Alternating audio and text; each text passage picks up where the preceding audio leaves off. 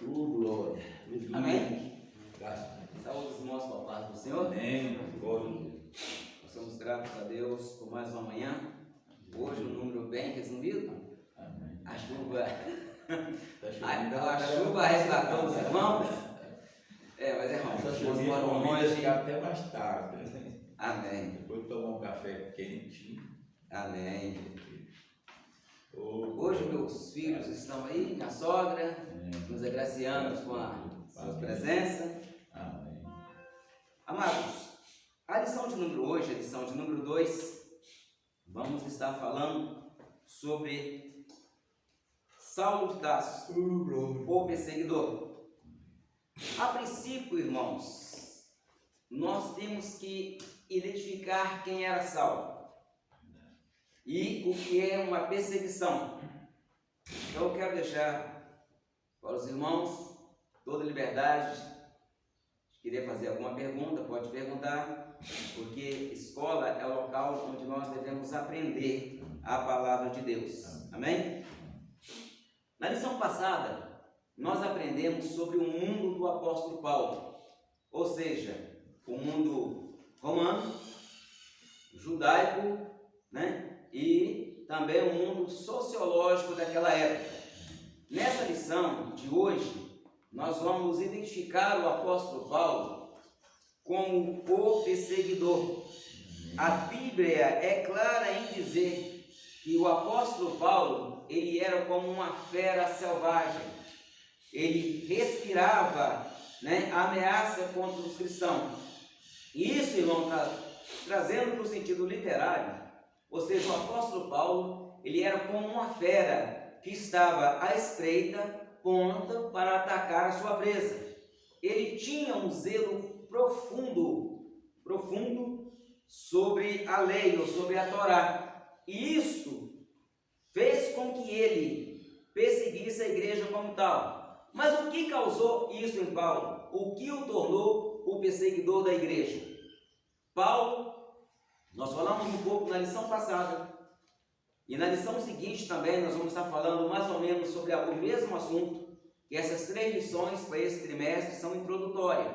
Hoje eu posso falar algo que eu já disse semana passada, e falar algo hoje que eu vou repetir semana que vem, que a partir de semana que vem vamos falar sobre a conversão de Saulo e falar também sobre a sua atitude. Nós falamos na lição passada que o apóstolo Paulo, quando Jesus foi crucificado, ele tinha em média de 30 a 35 anos de idade. Falamos também que ele era filho de fariseu e era neto do grande rabino Rei Léo, que era um grande, ou seja, o avô de Paulo foi substituído por Gamaliel, que era um dos rabinos mais conceituados nos dias de Paulo, que o próprio Paulo chegou a sentar-se ao pé de Gamaliel para aprender a Torá ou aprender a palavra de Deus. Quando Jesus ressuscitou dos mortos, o sacerdote daquela época, o Sinédrio, eles subornaram os guardas para que dissesse que os discípulos foram durante a noite e roubassem o corpo de Cristo. E essa história também foi contada para Paulo, ou Saulo até então. E Saulo, como um judeu zeloso, ele sabendo que a Bíblia diz que aquele que fosse pendurado no madeiro seria uma pessoa maldita. E neste caso, ele então começou a ter Jesus e o apóstolo como blasfemos, como se, por falarem que Jesus era o Cristo, o caminho, eles estavam blasfemando. E isso fez com que Paulo se tornasse o grande perseguidor que foi. Paulo, ele entra na história em Atos capítulo 8, a partir do versículo 1, nós somos conhecedores do que ele fez ali, começando com Estevão. Estevão era um jovem, também um jovem erudito, dominador da lei da Torá, não tanto conceituado quanto Paulo, mas alguém que tinha condições de defender e provar que Jesus era o Cristo.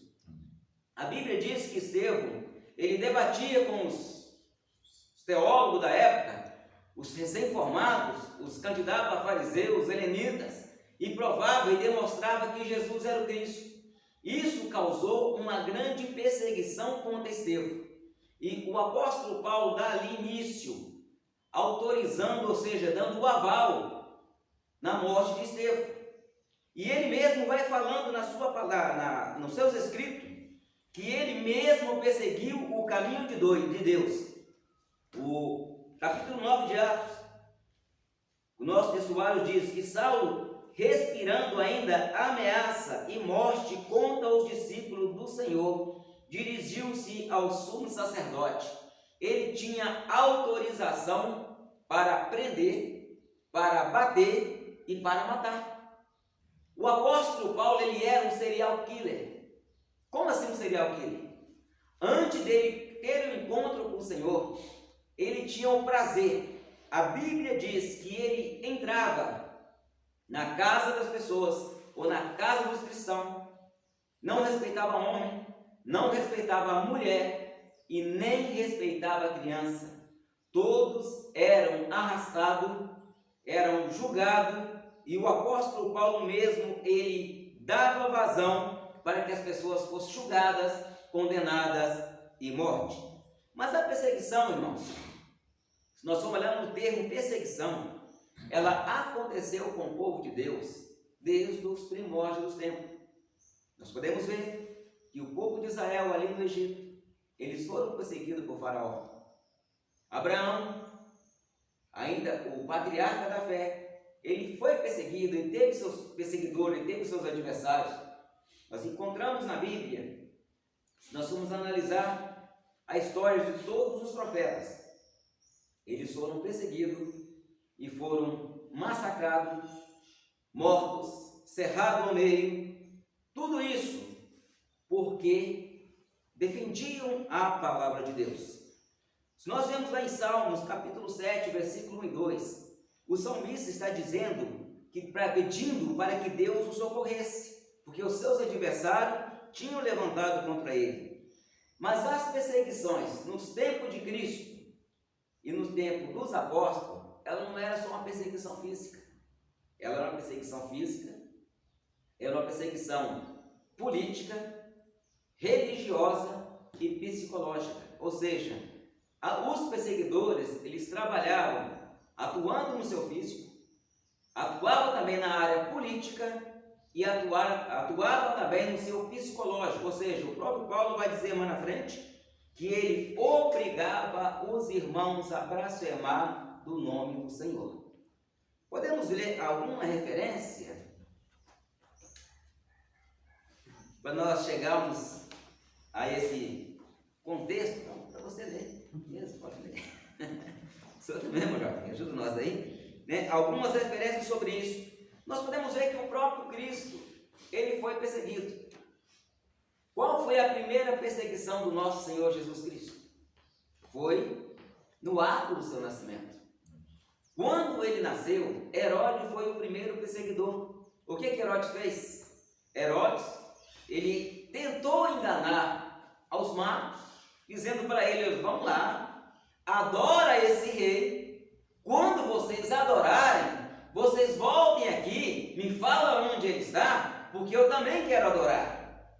Os magos foram, a Bíblia diz que encontraram o menino, adoraram o menino, deram-lhe presentes, ouro, incenso e mirra. E quando eles vão voltar para Herodes, o anjo do Senhor então apareceu para eles e disse: olha, voltem para o outro caminho. Não voltem por Jerusalém, porque Herodes vai procurar o menino para matá-lo. Herodes, passando-se o tempo, ele viu que os magos não voltassem. Ele então ordenou a morte de todas as crianças de Belém. Ou seja, pelo tempo que os magos falou que a estrela havia aparecido, ele deduziu que a criança não tinha mais de 2 anos. Então ele ordenou que todos os meninos machos de 2 anos para baixo fossem massacrados. E os soldados cumpriram a ordem de Pilatos. Aí nós vemos já, irmãos, uma perseguição política. Porque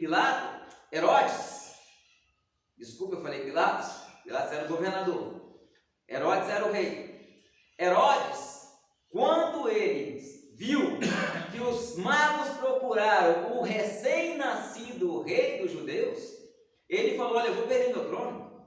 Se esse menino vai ser o rei, eu de maneira alguma posso perder ponto para ele. E se ele ainda é um menino, ele não tem o cetro, ele não tem o reinado. Se eu matar esse menino, o meu reino vai estar assegurado. Ele ordenou então a matança. Os soldados entraram ali na região de Belém, já nas mediações de Belém. Todas as casas que eles entravam, pegavam as crianças, que tinham aproximadamente 2 anos, olhava, se fosse menino, eles eram transpassados pelos soldados, eram mortos pelos soldados. Um requinte de crueldade. E nisso, irmãos, o anjo do Senhor já avisara a José no dia anterior, na noite anterior, para que fugisse com o menino para o Egito. Para quê? Para que se cumprisse a palavra de Deus, porque o Senhor já havia dito pelos profetas que do Egito chamei meu filho. Foram então para o Egito. Quando voltaram, a perseguição agora era religiosa. Por que uma perseguição religiosa? Porque aquele menino, ele era filho de uma mulher que havia engravidado antes do casamento. A vida de Maria e de José não era fácil. Eles não eram bem vistos na sociedade. As pessoas não tinham José como um homem de bom caráter e tinham Maria como uma adúltera. Mas Deus ali estava já preparando o seu filho para o que viria mais tarde. Um pouco mais, aquele menino então se torna carpinteiro junto com seu pai. Aos 30 anos, ele desce então para a Judéia, vai nas regiões do Rio Jordão, encontra ali um homem chamado João Batista, e por João Batista ele é batizado. E ali João Batista dá testemunho que viu o céu abrir e o Espírito Santo descer sobre ele em forma corpórea de uma pomba. E nisso, o céu se abriu e todos que estavam ali ouviram uma voz dizendo: este é o meu filho amado, a ele ouvi. Só que o coração do povo estava endurecido. Aí aquele jovem rabino começou a andar, a pregar e começou a ser perseguido. Ele começou a ser perseguido por 2 fatores. Primeiro, o povo dizia que Jesus era o rei dos judeus. Os sacerdotes daquela época, eles com medo de que Roma ficasse sabendo que tinha um rei em Israel ou em Jerusalém, viesse e massacrasse as nações. Eles então começaram a querer destruir a Jesus. Vamos ver essa perseguição nesses âmbitos. Alguém abre para mim em Marcos capítulo 11, versículo 18. O outro abre para mim em João capítulo 16, versículo 1 e 2. Abriu Marco? Anderson. E leia para nós essas referências. Eu vou ajudar os irmãos aqui. Marcos 11, 18. 11, 18. Lê para nós. Aleluia. 11, 18.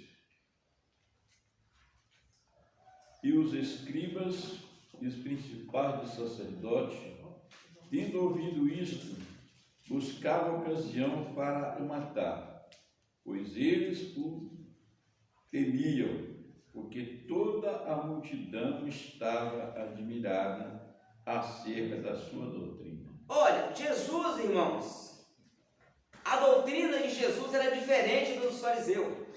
Os fariseus, eles tinham uma atitude um tanto diferente.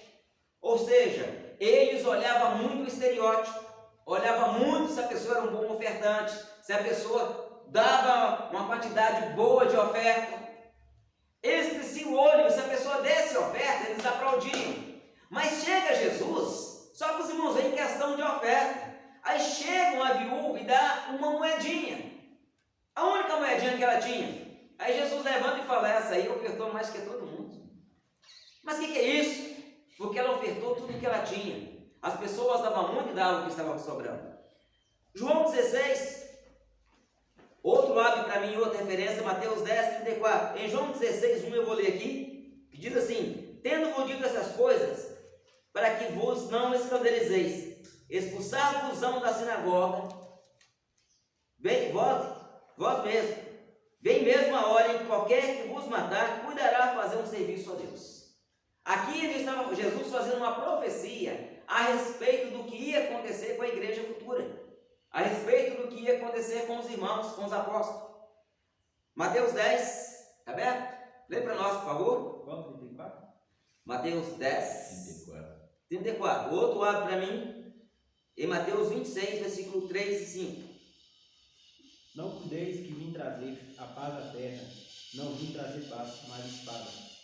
Olha, esse texto também é mal interpretado por muitos, que quando Jesus fala que não vim trazer paz à terra e sim espada, muitos pensavam que Jesus era um revolucionário, que era para tomar o reino à força. Mas o que Jesus estava dizendo ali, que ele não veio de acordo com o sistema deste mundo. O meu sistema é outro. Ou seja, Jesus falava a respeito do reino dos céus. Ele estava já preparando a igreja para ser perseguida. Só abriu outra referência? Amém. Lê para nós, por favor. 26 e É Mateus 26, 3 a 5. 3. A 5. 5.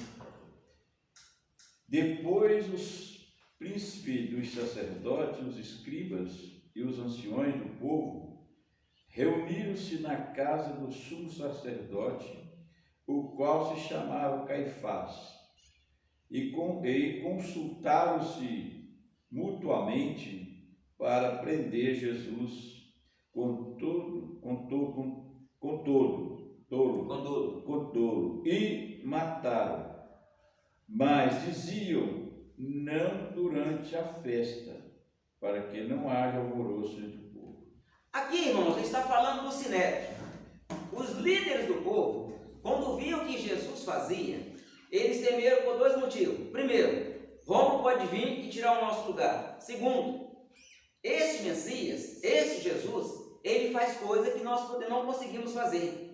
E o povo crê que ele é de Deus. Automaticamente nós vamos perder a nossa posição. A perseguição aí, nós já estamos vendo uma perseguição política e religiosa.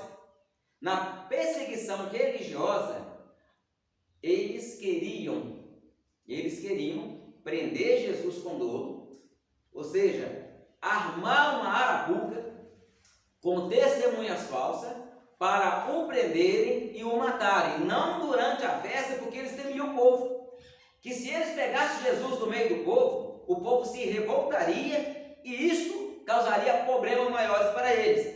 Outra referência, essa eu mesmo quero ler, tem João 11, versículo 46 a seguir, e que diz assim a palavra do Senhor: olha, mas alguns deles foram ter com os fariseus e disseram-lhe o que Jesus tinha feito. Depois, os principais dos sacerdotes e os fariseus formaram um conselho e diziam: que faremos, porquanto este homem faz muitos sinais? Ou seja, Jesus fazia coisas que eles não conseguiam fazer. E se o deixarmos assim, todos crerão nele, e virão os romanos e tirarão-nos do nosso lugar e a nação. Ora, e Caifás, que era um deles e que era sumo sacerdote naquele ano, disse: vós nada sabeis, nem considerei que nos convém que um homem morra, para que o povo não perca a nação, ou seja, para que a nação não pereça. Caifás, sendo sumo sacerdote, ele disse: é necessário que um homem morra, porque Roma vai vir para nos tirar do nosso lugar. E assim eles fizeram. Eles pegaram aquele Messias, crucificaram aquele Messias. Pilatos vai e manda escrever em letras gregas e romanas e coloca lá dizendo: este é Jesus Nazareno, o rei dos judeus. Ali Pilatos, sem saber, estava fazendo uma afirmação profética. Quando eles viram aquele escrito, falaram: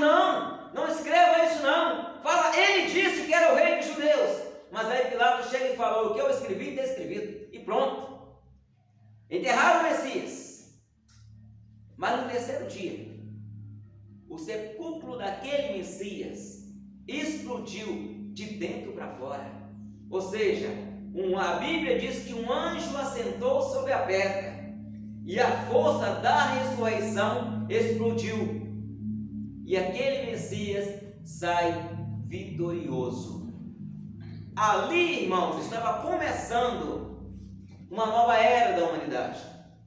E a Igreja de Cristo, se não fosse uma instituição criada por Deus, já teria sido extinta há muito tempo.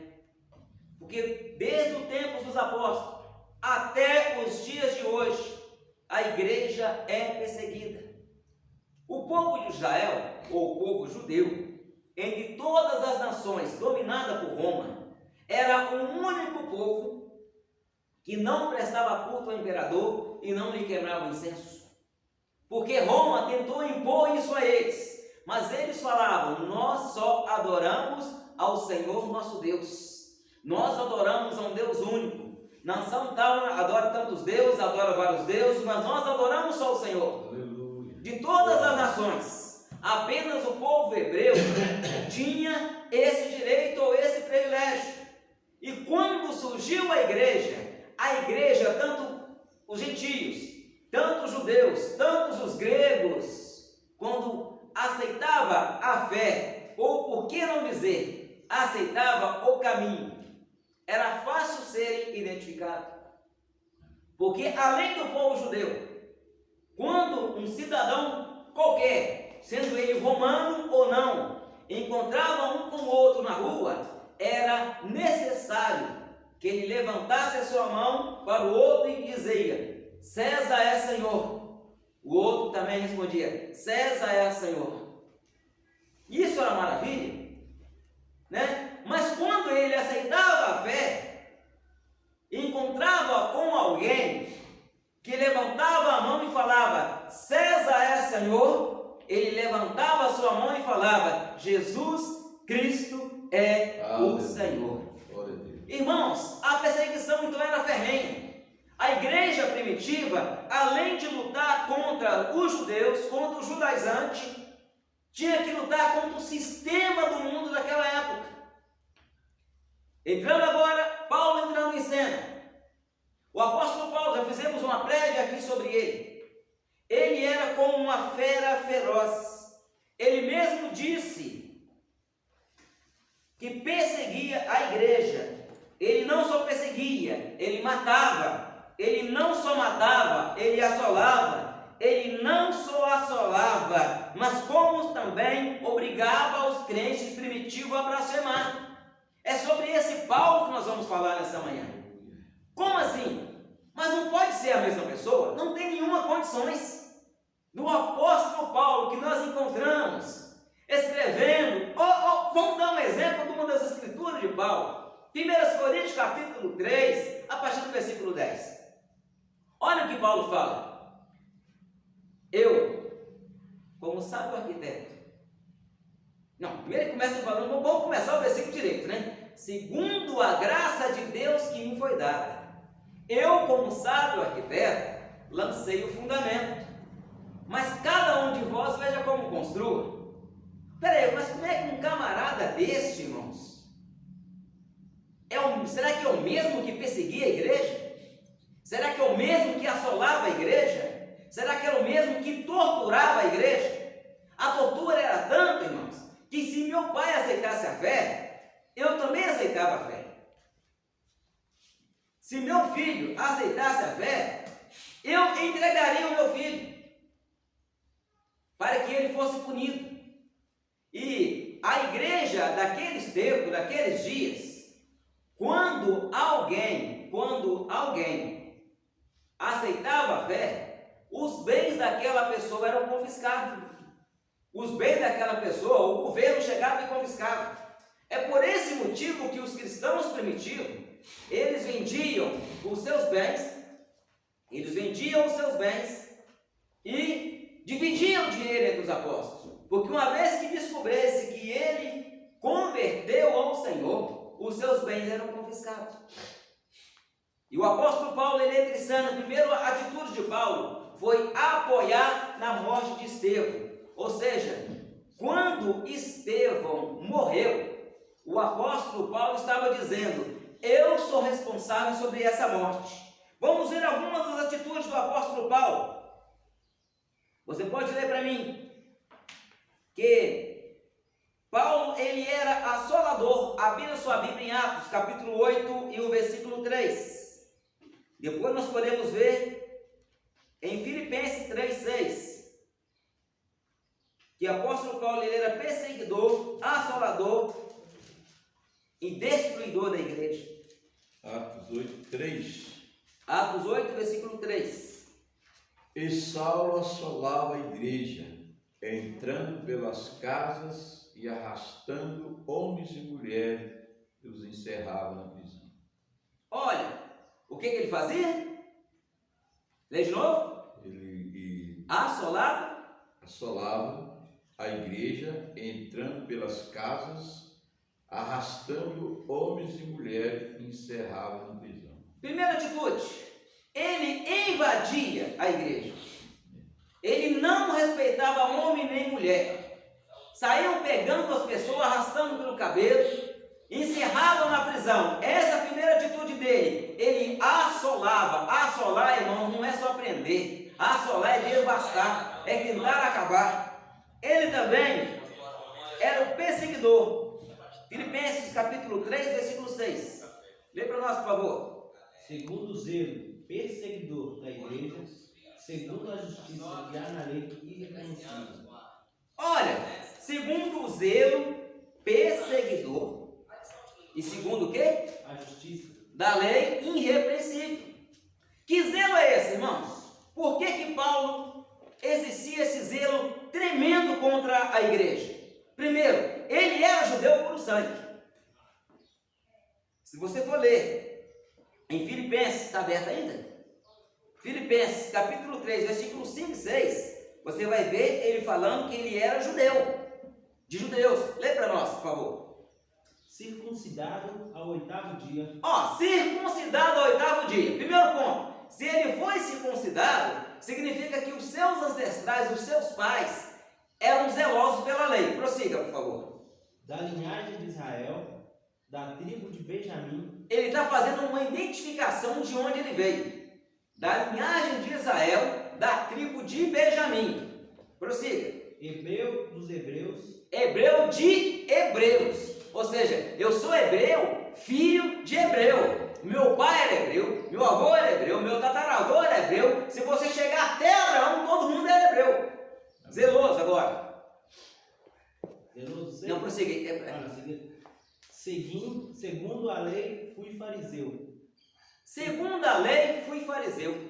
Terminou aí? Ou tem mais aí? 5, sim. Falta 6. Segundo o zelo perseguidor da igreja, segundo a justiça que há na lei irrepreensível. Olha, aqui ele mesmo está dando um testemunho de quem ele era. Ele estava dando testemunho do que ele fazia. Ele contou a sua história. Eu era assim, eu era assim, eu era assim. Agora, segundo o zelo perseguidor. Mas que zelo é esse?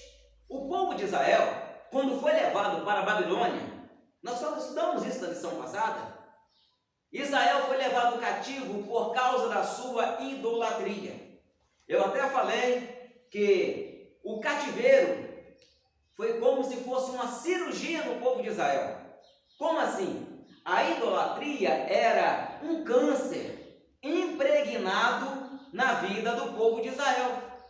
Todas as pessoas, quando passam por uma cirurgia, sofrem, não sofrem?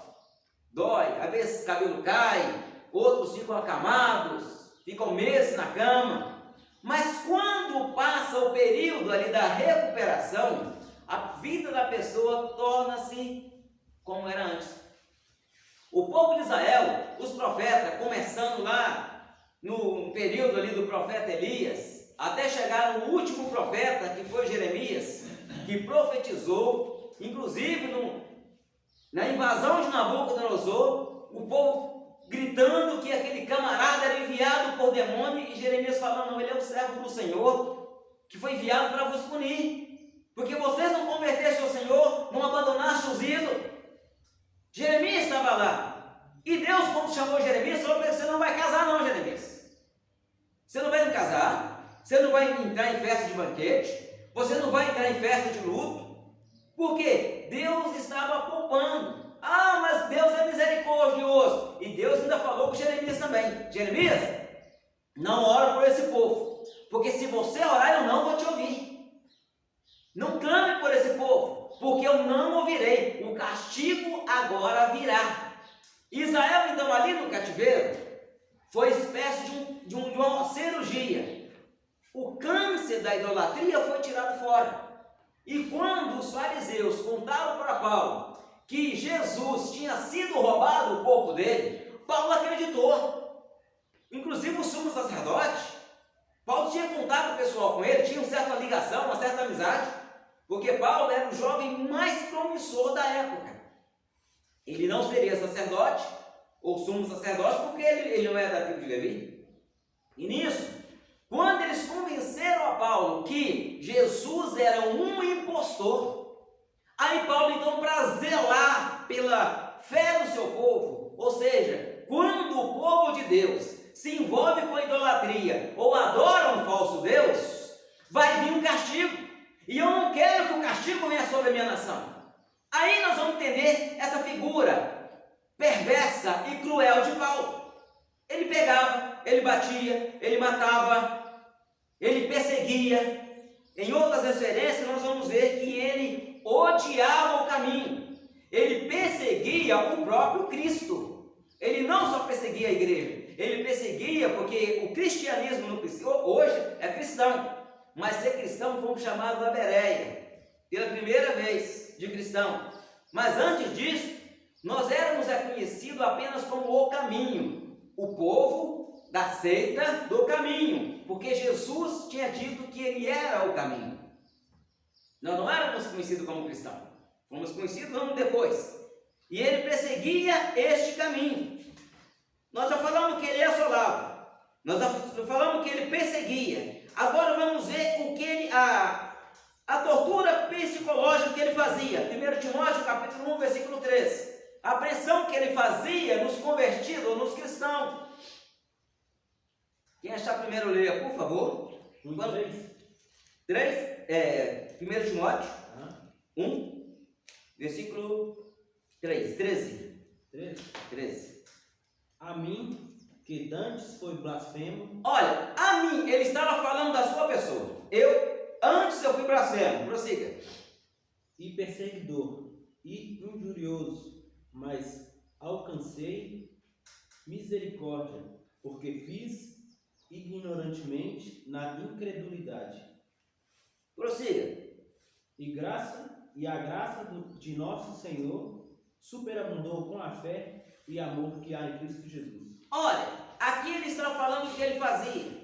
Ele perseguia, ele batia, ele matava, ele obrigava os crentes a blasfemar. A nossa leitura aqui em classe, ela vai falar sobre isso. Que ele tinha na mão as cartas do sumo sacerdote. Ao versículo 4 aqui de Atos 22. Olha o que Paulo diz. Persegui este caminho até a morte, prendendo e metendo em prisões, tanto homem quanto mulheres, como também ao sumo sacerdote me é testemunha, e todo o conselho dos anciões, que recebendo desses cartas para os irmãos, fui a Damasco para trazer manietado para Jerusalém aqueles que estivesse a fim que fosse castigado. Quando Paulo ele ia em uma cidade, perseguia o povo, batia, matava, voltava, trazia o povo amanietado. O trazer amanietado, irmãos, é trazer amarrado, e você a cavalo. Eu falei sobre isso semana passada. Trazia a pessoa arrastada para Jerusalém. Ali os bens da pessoa eram confiscados. Quando a perseguição começou em Jerusalém, os únicos que permaneceram ali foram os apóstolos. Todos os cristãos fugiram. E a palavra de Deus, por onde eles iam, era pregada. E o apóstolo Paulo, ele continua perseguindo, matava, prendia, fazia os crentes blasfemar do nome do Senhor. E ele também exterminava a igreja. Atos 22, versículo 19. Ele dava testemunho quando os matava. Quem achou, lê para nós? 22:19. Aham. E eu disse: Senhor, eles bem sabem que eu lançava na prisão e açoitava na sinagoga os que criam em ti. Ele não estava em prisão, ele açoitava em sinagoga, ele já entrava na igreja batendo nos crentes.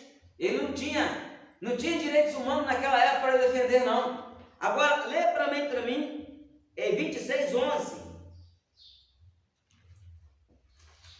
Atos 26:11, onde ele fazia os crentes a blasfemar. A perseguição psicológica. 26:11. E castigando-os com muitas vezes por toda a sinagoga, os obriguei a blasfemar e, enfurecido demasiadamente contra eles, até nas cidades estranhas os persegui. Ora, entenda-se que agora, perseguir é uma coisa, bater é outra coisa, matar, pior ainda. Agora, blasfemar, o que é blasfemar? Só negar o nome de Jesus, fazer negar, né? É começar a torturar os seus familiares. Era como se eu pegasse o Mateus, seu neto, e começasse a torturar ele na sua frente. Talvez se o senhor trabalhar no seu corpo, o senhor resistiria, porque todos nós estamos prontos a morrer por Cristo. Primeiro, eu acredito que sim, né? Se chegar uma perseguição e falar, você nega Jesus ou morre, eu vou morrer. Eu vou dar minha vida por Cristo. E vou me sentir honrado de morrer por Cristo. Mas se começar a trabalhar nenhum dos meus filhos, começar a torturar, aí a situação é diferente. Aí você começa a falar, aquela dor que meu filho está sentindo. Você pega, vou dar só um exemplo. Lembra aquelas agulhas de cozer saco? Alguém pegando e enfiando aquela agulha debaixo da unha do seu neto ou do seu filho e puxando para o outro lado. É fácil deixar torturar o seu filho? Não é fácil. É fácil torturar o seu neto? Não é fácil.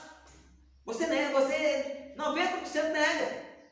Porque enquanto está tratando no seu corpo, era isso que Paulo fazia. Ele obrigava as pessoas a blasfemar, aí depois que as pessoas blasfemavam, ele matava. Ele destruía, ele aniquilava. Agora ele vai falar que perseguia o próprio caminho. Em Atos 9:1 nós já vimos que ele era como uma fera selvagem. Em 1 Timóteo nós já vimos que ele era insolente. Por isso que em Coríntios 15:9 ele se considera o menor dos apóstolos. Ele se considerava o melhor. Agora, ele perseguia o caminho. Quando ele saiu, lê para nós aí, já foi até lido, mas vamos ler de novo. Atos 22, versículo 4 e depois o versículo 8, por favor.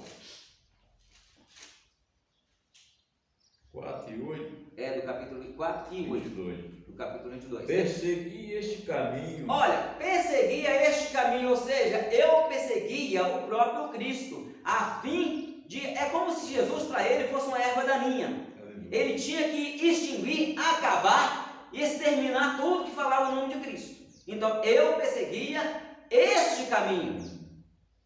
Prossiga. Até a morte, prendendo e metendo em prisões, tanto varões como mulheres. 8. Eu respondi: quem és tu, Senhor? Ele disse-me: eu sou Jesus o Nazareno, a quem tu persegues. Aí vamos entrar na situação da conversão de Paulo. Imagina Paulo com a sua escolta de soldado, indo furioso para a cidade de Damasco. E não era perto de Jerusalém. Damasco ficava longe, era em outro reino.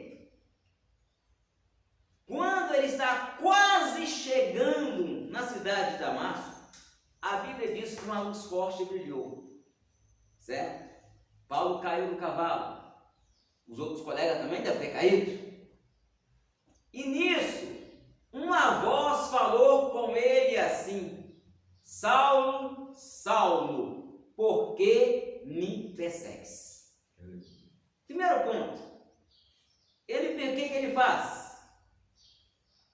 Quem és tu, Senhor? Qual foi a resposta que ele teve? Eu sou Jesus, a quem tu persegues. Preste atenção agora na confusão na cabeça de Paulo. Eu falei alguma coisa sobre isso domingo passado, mas vou repetir aqui. Imagina o apóstolo Paulo ali caído no chão. Alguém chega e fala: por que está me perseguindo? Quem és tu? Ele esperava que podia ser o Senhor Jeová. Paulo, eu sou Jeová. Preciso falar contigo. Como Israel, um bom israelita, eu podia crer também que podia ser o arcanjo Miguel, que estava falando com ele. Ele jamais pensaria que era Jesus. E na hora, irmão, que Cristo fala com ele, ele entra em parafuso. Ele fica: e agora? O sacerdote, isso na cabeça de Paulo, o sacerdote me falaram que esse homem estava morto. O sacerdote me falaram que esse homem tinha sido roubado o corpo dele. O sacerdote me falaram que este homem era um impostor. E como é que eu faço agora? Se ele está falando comigo, então tudo aquilo que o sacerdote me falaram era mentira. Aí ele se rende. Aí ele chega e faz uma pergunta: Senhor, o que queres que eu faça? Ali, irmãos, ele estava se rendendo a Jesus. E quando ele se rendeu ao Senhor, aí Jesus dá uma ordem: entra na cidade, vai para a rua chamada direita, para a casa de Simão, e lá te dirão o que você vai fazer. Paulo levanta, irmãos, e tenta enxergar, não enxerga mais nada, não conseguia ver nas próprias mãos. Vamos pensar nesses 3 dias que ele ficou lá? Vamos pensar um pouquinho? O homem, já aconteceu comigo, eu creio que já aconteceu com todos nós aqui presentes, de alguma vez na nossa vida, confiarmos 100% em uma pessoa, ou um amigo, ou um colega de trabalho, ou até mesmo em um patrão, e de repente nós nos decepcionarmos com a pessoa.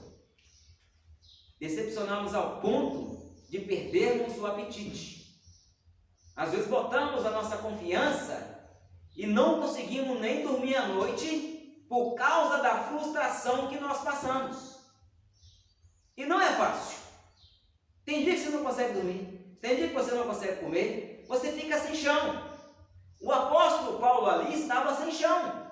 E quando ele estava sem chão, ele começou a lembrar ou meditar na Torá, vendo que tudo que os apóstolos falavam apontava para o Messias. E ele então certamente meditou em Isaías 53.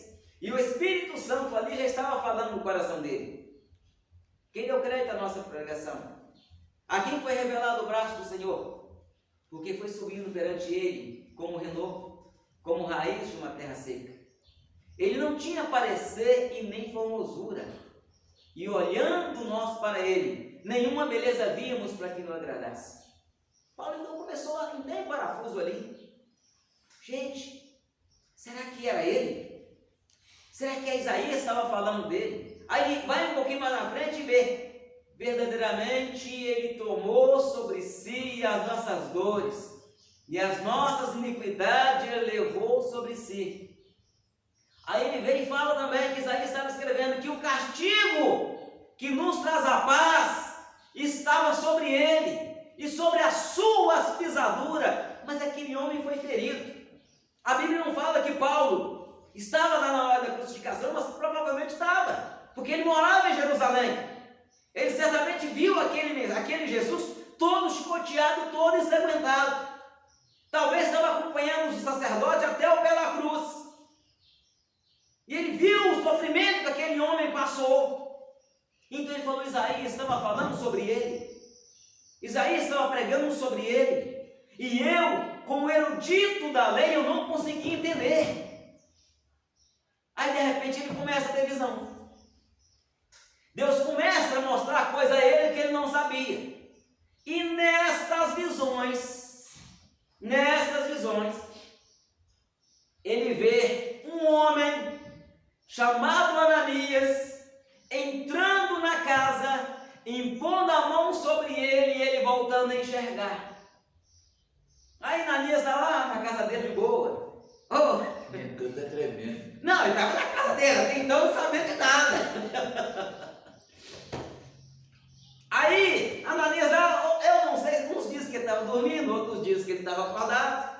Só fala que ele teve uma visão. Imagina, Anderson, você lá na sua casa, sabendo que tem um cara mau atrás de você, querendo te pegar. Aí Deus fala para você assim: Anderson, vai lá na rua 10, vai lá no Palmarizar, na rua tal ou no beco tal, vai na casa do fulano, o cara é o chefe do tráfico, já te deu umas 2 carreiras, já deu tiro atrás de você querendo te pegar. Põe a mão sobre ele para que ele volte a ver. Você iria? Não, vamos ser sinceros. Vamos, irmãos, viver na pele, porque o apóstolo Paulo, como eu já falei, ele era pior do que Hitler. Ele era um serial killer. Pior que qualquer traficante hoje. Pior do que qualquer traficante. Pior do que o Comando Vermelho. Aí ele então está lá na casa dele tranquilo. Aí Jesus chega e fala: Ananias. E irmãos, coisa importante é ouvir a voz de Deus. Na hora que Deus fala, o homem responde na hora: eis-me aqui, Senhor. Aí Jesus fala: Ananias, vai na rua direita, na casa de Simão, e põe a mão sobre Paulo. Saulo, até então era Saulo, para que ele volte a ver. Aí, Senhor, eu tenho ouvido os males que esse camarada fez aos seus santos lá em Jerusalém, e para cá ele trouxe carga do sumo sacerdote para nos prender, nos manietar, nos levar para lá, nos matar, nem pagando, nem a pau, Joel, eu não vou não. Aí Jesus fala: Ananias, ele está orando agora, e ele teve uma visão que um homem chamado Ananias foi até ele, impôs a mão sobre ele: é tu mesmo. E este para mim, Ananias, é um vaso escolhido. Olha, irmãos, não importa qual a situação que o homem esteja, não importa qual a situação que você está, para você tudo acabou, mas para Deus você é um vaso escolhido. Deus tinha mudado o coração dele, já não era mais aquele. Não, ali, no momento que ele encontrou com Jesus ali, entrou em parafuso, ele descobriu que tinha sido enganado. Ele descobriu. Agora, Ananias chega na rua direita. Como é que bate a porta? Como é que entra nessa casa? O senhor entraria? Mesmo Jesus falando, tem coisa que é difícil de fazer. Como é que bate na porta? Nós vamos estar lá dentro. Chega. Não dá. Ó Senhor, manda outro. Aí deve ter arrumado lá um Barnabé da vida para ir com eles. Barnabé não, na verdade quem foi com ele foi o outro Barnabé, foi Barnabé mesmo, outro Barnabé. Vai, vem comigo. Eu não, Jesus falou com você. Não foi eu que ele viu. Vai sozinho. Mas aí, irmão, um homem tem coragem. Entra na casa e põe a mão sobre ele e fala: irmão Saulo, o Senhor Jesus te dá saúde, me enviou aqui para te curar.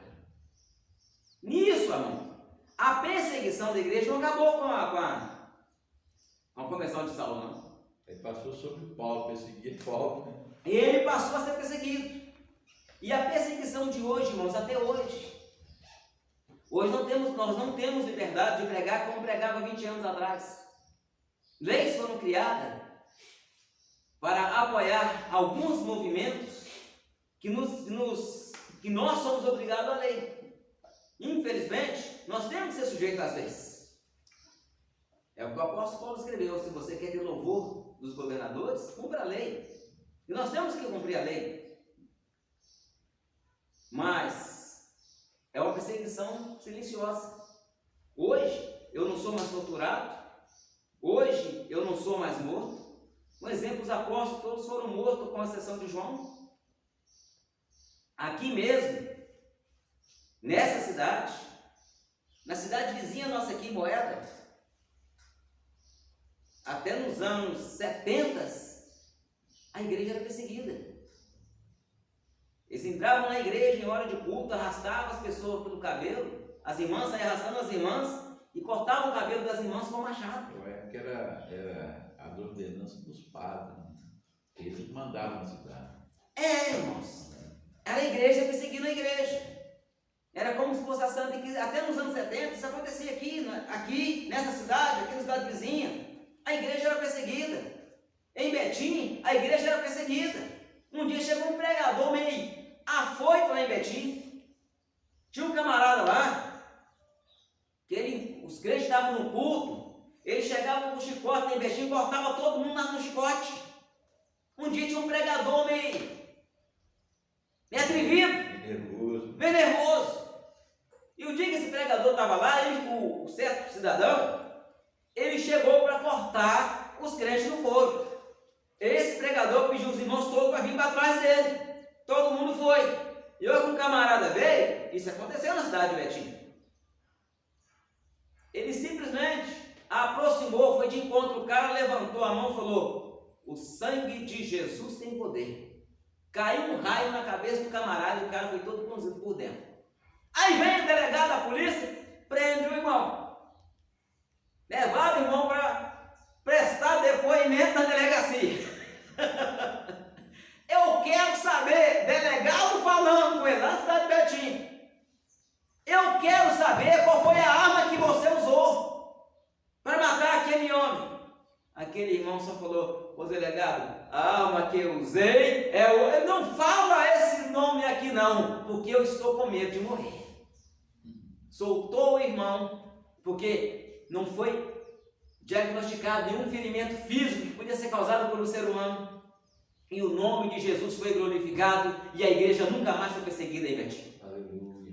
Irmãos, nós como cristãos, nossos pioneiros, vamos falar de Daniel Berg e Gurnavin, no início do século, homens como nós, mas o que eles fizeram ficaram registrados na história.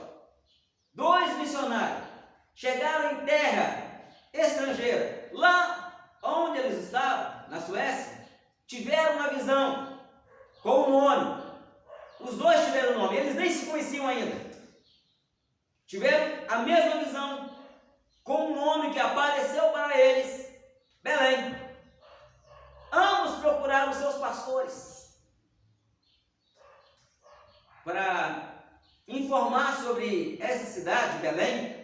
Aí falou assim: olha, tem 2 Belém no mapa. Uma é onde Jesus nasceu, e financeiramente vocês não têm condição de ir para lá não. A outra é lá no Brasil. Essa você entra no navio, alguns dias, algumas semanas de viagem, você chega lá. E eles se encontraram com o mesmo propósito: vamos fazer isso, vamos. Conseguiram. Daniel Berg trabalhava em uma grande empresa naquela época. O acerto dele foi um pacote de bolacha. O patrão dele deu a ele um pacote de bolacha. Que um pacote de bolacha, irmãos, naquela época, significava que eu estou te liberando e que seu sonho se realiza.